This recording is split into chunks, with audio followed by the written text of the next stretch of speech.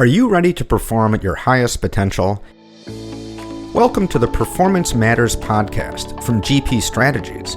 In each episode, we'll interview industry experts, exploring best practices and innovative insights to help you and your organization improve performance. Hello, and welcome to the podcast. My guest today is Carrie Hearn Smith, Director of Transformation and Organizational Excellence at GP Strategies. Carrie, it's great to have you on the program. Thank you, Jeremy. It's great to be here. So you know better than most that many organizations today are going through a major transformation to a long-term hybrid work model. But hybrid means more than just where and when employees work. It's also about culture. So what should organizations be thinking about in order to create a culture that will thrive in a hybrid work environment? Culture is a big word out there, and I think everything that we're focusing in on around hybrid is really about thinking about finding the right blend of everything that creates better outcomes. So the more effort we can put into the environments that we're creating and be very intentional about that is going to create a better outcome. And I think to really succeed in a hybrid environment, we have to be thinking about so many aspects. It's really the all-encompassing work environment. And what that means is it's like you said, it's a lot more than just the schedules or the logistics side of things that we're operating in. It's about the hybrid thinking. It's about supporting hybrid strategies and hybrid capabilities. Those go well beyond the need for the hybrid structures, processes, and tools that organizations tend to get so myopically focused in on. So it's that thinking and strategy and capability side that really drives towards what kind of experience we're creating, and that's what drives the culture. So I think, one of the things that we need to be thinking about in this digital first, virtual first world is how do we shift our mindsets around the people, putting the people experience at the core. And that means what's the leadership experience? What's the employee experience? Because I know that leadership experience is going to drive the employee experience and support it and promote it and enhance it, which all drives our customer experience that we desire.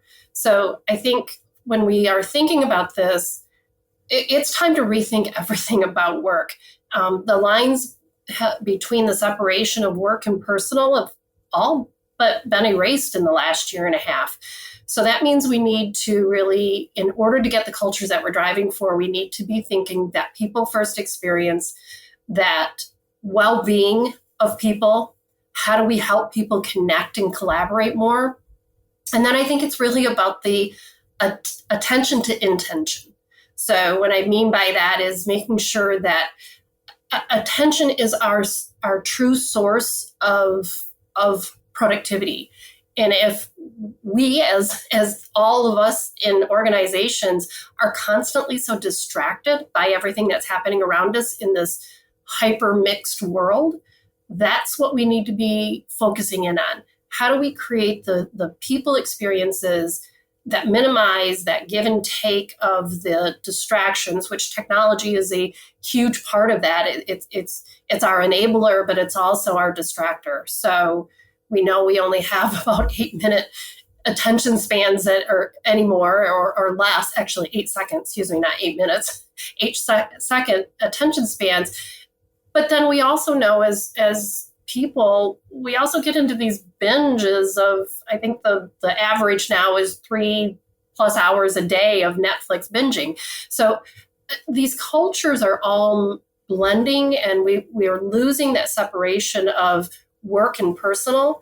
So I think it really just goes back to how are we moving our thinking and our strategies into this hybrid thought process and mindset and driving the capabilities that create that too. Okay, so you've mentioned a couple of times this blurring of the line between work and personal. And how are you sensing that companies are rethinking that line and rethinking assumptions that they may have about employees in general in this new hybrid work situation?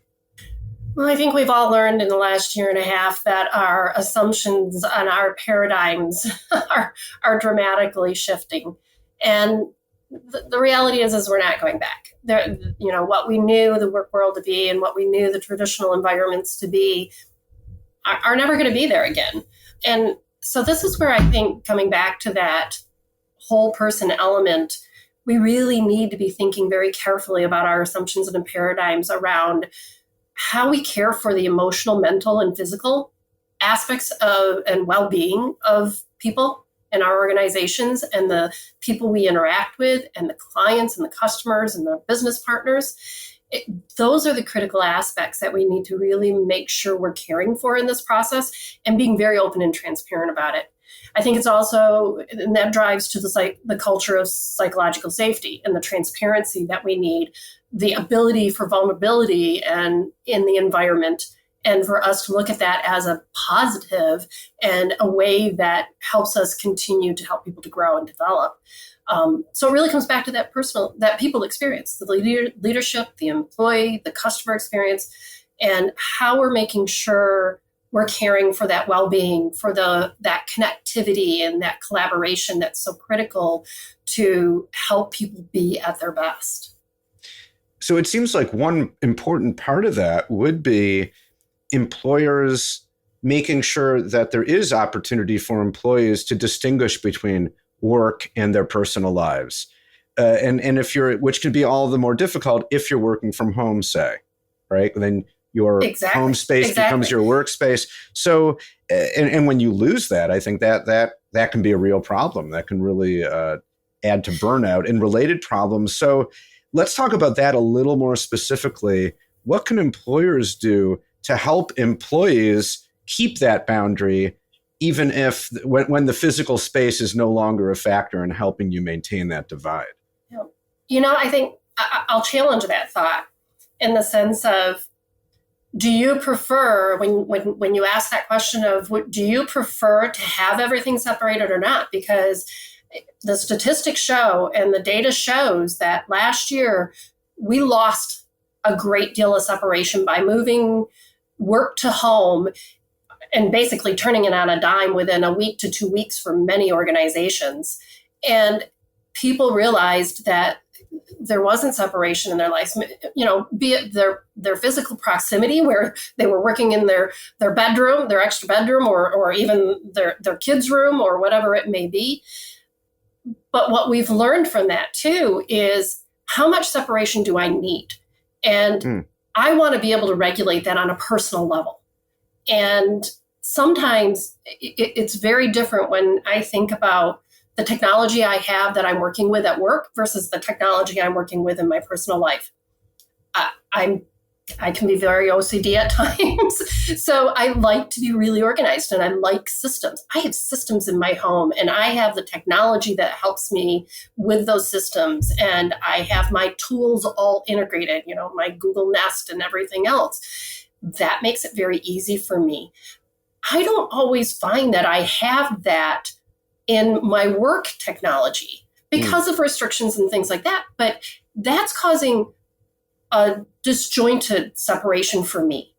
And I personally, and many people who I've talked to, and many of the statistics that are showing up now, is that people want to be able to manage that separation themselves. They don't want it imposed upon them. So I want seamlessness between my personal life and my work life in the tools and the technology I'm using, so that I don't have to be carrying 2 or 3 different phones and using different systems and everything. And that's what also supports the idea of, I don't want to have to be stuck to a 24/7 schedule for anything.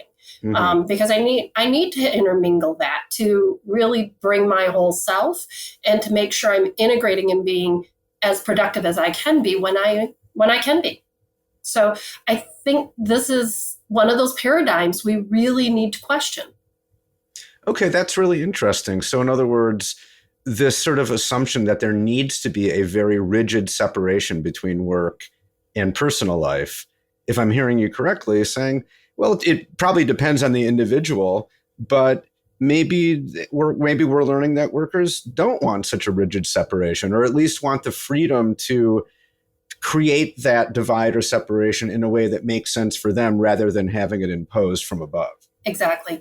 And that's where you're seeing more. I mean, the trend has been for a long time to focus on the learner experience and transformational experiences and get things in the flow of work for them. So they have their tools, their resources, their learning, their content really accessible to the flow of work. It's expanded to the flow of life. And again, that's helping people realize. And I think you're seeing the generational differences and the, not just generational, but the differences now that people have had the opportunity to test out different ways of working where they may never have had that had the pandemic not happened. Now people were forced into trying different things. And I think they're finding different results than what they would have thought they would have answered that question as prior to all of the changes. And this is where the capabilities come in too.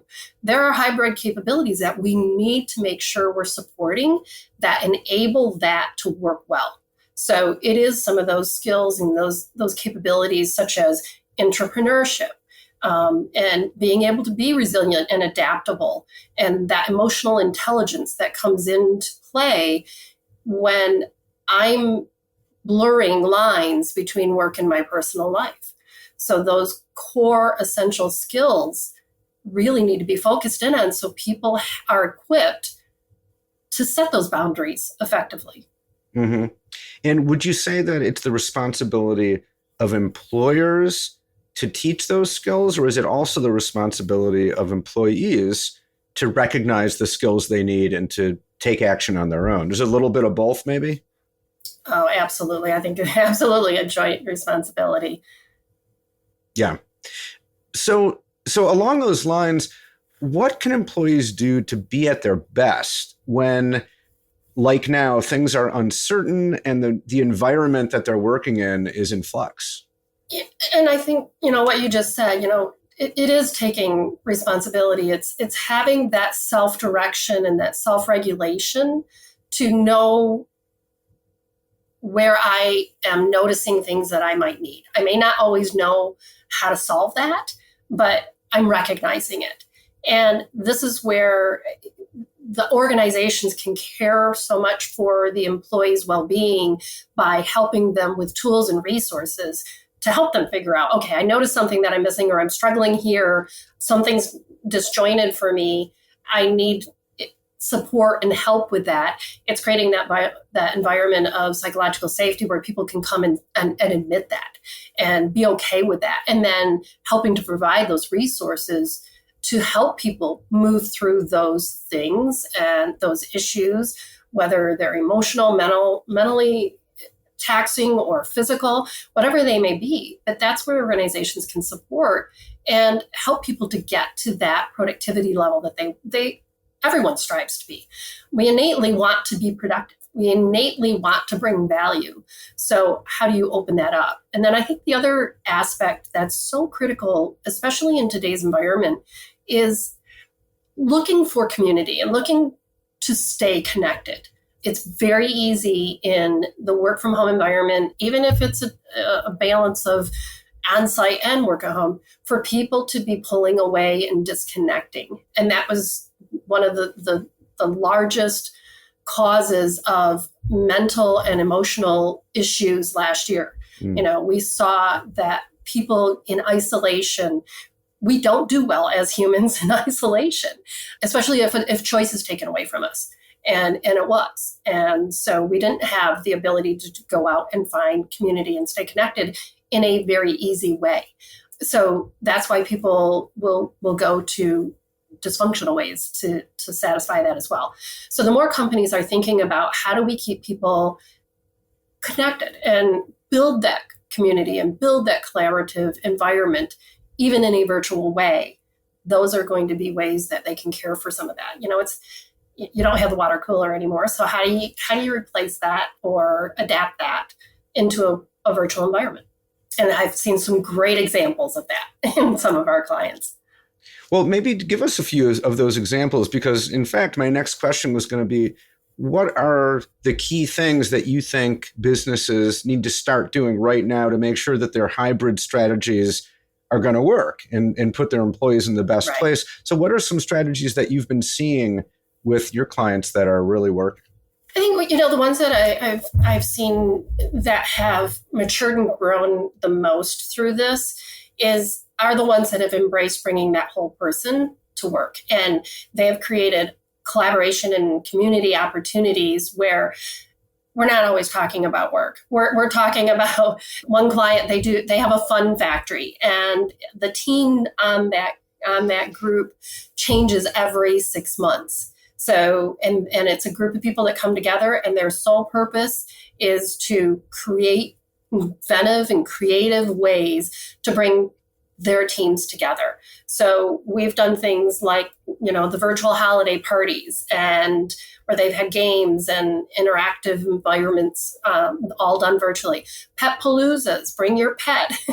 And those have been some of the most fun. And again, it's an opportunity to share and to learn more about each other in a way that we never would have done in an on-site work environment. So some of these things are opening up people's lives to others. And that's what's really creating that better employee experience. And then it's transferring into their productivity and their relational environment that's becoming more creative. And they're feeling more comfortable to bring those sets of skills to their environment that maybe they held back on previously. So I think, if organizations it is time. And it's a great opportunity for us to rethink it all, rewrite the norms, rewrite what we really think is most important, make sure we're staying people experience focused. And I think there's a difference between being ready and prepared to do this too, as we move forward into some of these big transformations that we all need to actually move through.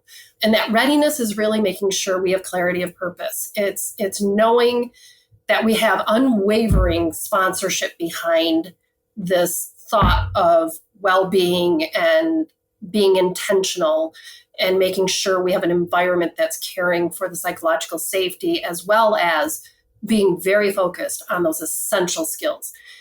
If we focus on those essential mindsets and skills and those mindsets of growth and abundance and experimentation, we're going to have a healthy environment and a healthy experience for people that they will care for themselves in the technical skills that they need to get through. Yes, the organization needs to make sure they're offering ability to grow in the technical skills, but the technical skills are so perishable. So if we can focus on those skills of helping people learn about critical thinking and problem solving and emotional intelligence and that entrepreneurship and the ability to positive active filtering, so that they can stay focused and intentional. That's what really is going to create that environment, that culture that we're driving for, and the level of productivity we need. All right. A lot of great stuff there. Well, Carrie, thank you so much for all of that, for all your great insights, and for a great conversation. Thank you, Jeremy. It's been fun. The Performance Matters podcast is brought to you by GP Strategies. Together, we can create a world where business excellence makes possibilities achievable. You can subscribe to the show anywhere you get podcasts and listen on our website at gpstrategies.com/podcasts.